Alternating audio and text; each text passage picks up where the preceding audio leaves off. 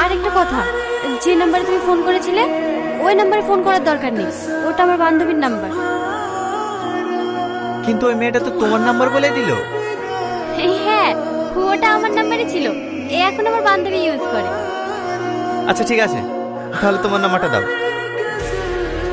908381। এই নাম্বারে যদি তোমাকে ফোনে না পাই না, আমি কিন্তু তোমার বাড়িতে চলে যাব। না না, ওই বাড়িতে যাওয়ার দরকার নেই, ওইটা আমার বান্ধবীর বাড়ি। আজকে তোমাকে আমাদের বাড়ি নিয়ে যাব।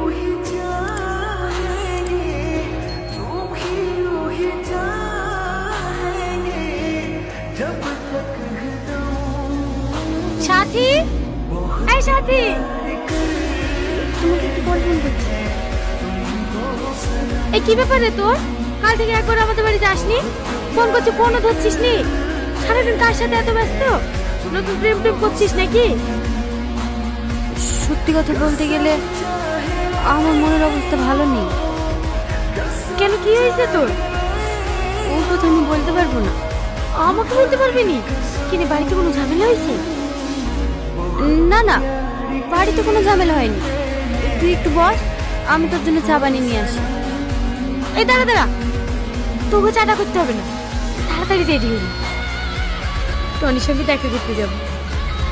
কোথায় দেখা করতে যাবি তুই যা, আমি যাব না।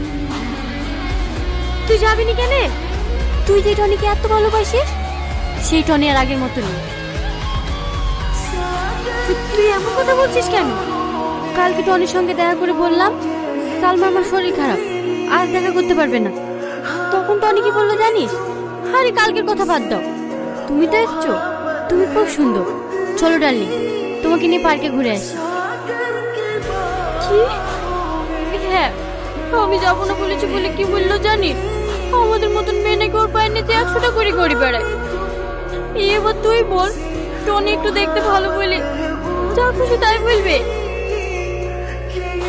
টনি এত খারাপ চিনি,